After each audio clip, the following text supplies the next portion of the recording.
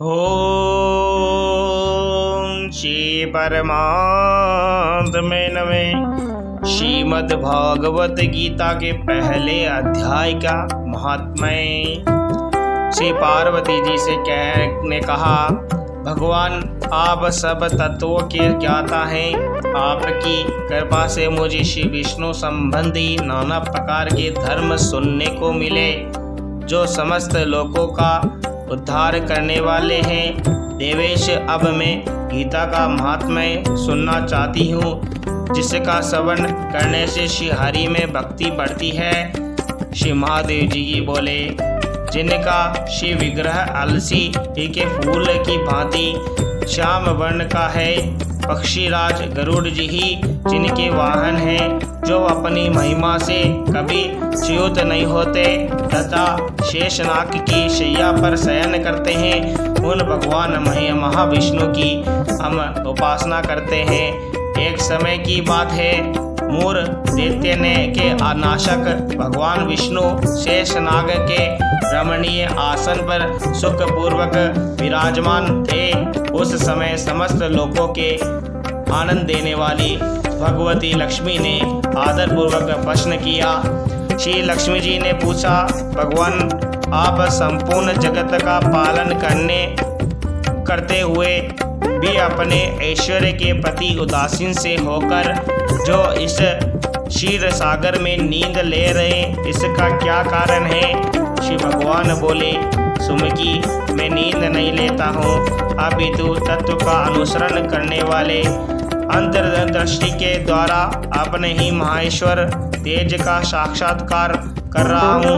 देवी, यह वही तेज है जिसका योगी पुरुष कुशाग्र बुद्धि के द्वारा अपने अंतकरण में दर्शन करते हैं तथा जो जिसे मीमांसक विद्वान वेदों का सार तत्व निश्चित करते हैं, वह महेश्वर तेज एक अजर प्रकाश स्वरूप आत्म रूप रोग शोक से रहित अखंड आनंद का प्रपंच पुंज निष्पन्द निरीह तथा देत रहित है। इस जगत का जीवन उसी के अधीन है, मैं उसी का अनुभव करता हूँ। देवश्री, यही कारण है कि मैं तुम्हें नींद लेता सा प्रतीत हो रहा हूँ।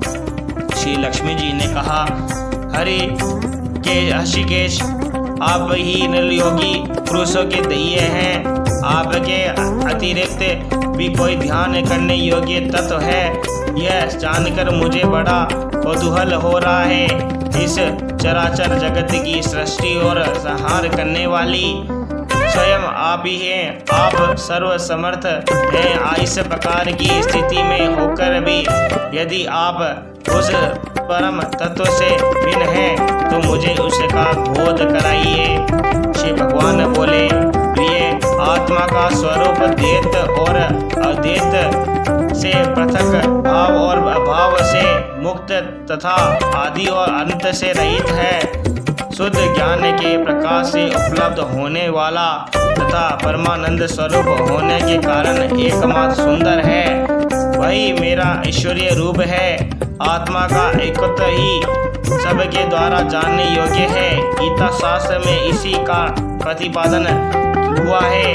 अमित तेजस्वी भगवान श्री विष्णु के ये वचन सुनकर लक्ष्मी देव की ने शंका उपस्थित करते हुए कहा, भगवान, यदि आपका स्वरूप स्वयं परमानंदमय है और मन वाणी की पहुंच के बाहर है, तो गीता कैसे उसका बोध कराती है?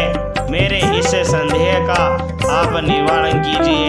श्री भगवान बोले, सुंदरी, सुनो, मैं गीता में अपनी स्थिति का वर्णन करता हूँ। क्रमशः 5 अध्यायों में को तुम 5 मुख जानो, 10 अध्यायों को 10 भुजाएं समझो और 1 अध्याय को उधर और 2 अध्यायों को दोनों चरण कमल जानो। इस प्रकार यह 18 अध्यायों की वाणमयी ईश्वरीय मूर्ति ही समझनी चाहिए। यह ज्ञान मात्र से ही महान पातकों का नाश करने वाली है। जो उत्तम बुद्धि वाला पुरुष गीता के 1 या आधे अध्याय का अथवा एक आधे या चौथाई श्लोक का भी प्रतिदिन अभ्यास करता है वह सुशर्मा के का समान मुक्त हो जाता है। श्री लक्ष्मी जी ने पूछा, देव सुशर्मा कौन था, किस जाति का था और किस कारण से उसकी मुक्ति हुई? श्री भगवान बोले, प्रिय सुशर्मा बड़ी खोटी बुद्धि का मनुष्य था। पापियों का तो वह शिरोमणि ही था।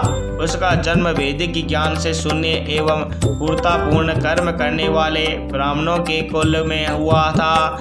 वह न ध्यान करता था, न जप, न होम करता था, न अतिथियों का सत्कार। वह लंपट होने के कारण सदा विषयों के सेवन में ही आसक्त रहता था। हल जोतता और पत्ते बेचकर जीविका चलाता था। उसे मदिरा पाने पीने का व्यसन था तथा मांस भी खाया करता था। इस प्रकार उसने अपने जीवन का दीर्घ काल व्यतीत कर दिया।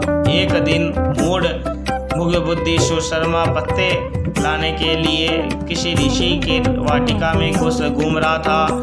इसी बीच में काल रूपधारी काले सांप ने उसे डस लिया। सुशर्मा की मृत्यु हो गई। निरंतर वह अनेक नरकों में जा वहां की यातनाएं भोगकर मृत्यु लोक में लौट आया और वहां बोझ ढोने वाला बेल हुआ।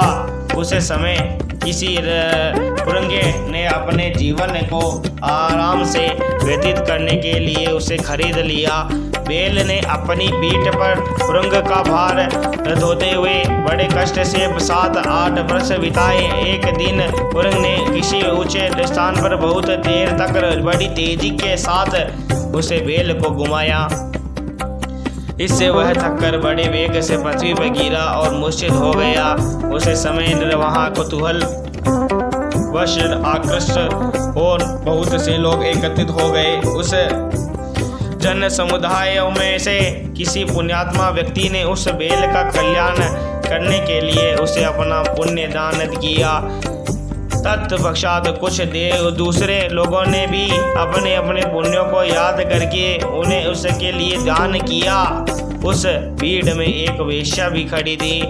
उसे अपने पुण्य का पता ही नहीं था, तो भी उसने लोगों की देखा देखी उस बेल के लिए कुछ त्याग किया। तदंतर यमराज के दूत उस मरे हुए प्राणी को पहले ही यमपुरी में ले गए। वहाँ यह विचार कर कि यह वेश्या के दिए हुए पुण्य से पुण्यवान हो गया है, उसे छोड़ दिया गया है। फिर वह भूलोक में आकर उत्तम कुल और शील वाले ब्राह्मणों के घर में गया उत्पन्न हुआ। उस समय भी उसे अपने पूर्व जन्म की बातों का स्मरण बना रहा। बहुत दिनों के बाद अपने अज्ञान को दूर करने वाले कल्याण तत्व का जिज्ञासु होकर वह उस वेश्या के पास गया और उसकी दान की बात बतलाते हुए उसने कहा, तुमने कौन सा पुण्य दान किया था? वेश्या ने उत्तर किया, वह पिंजरे में बैठा हुआ तोता प्रतिदिन कुछ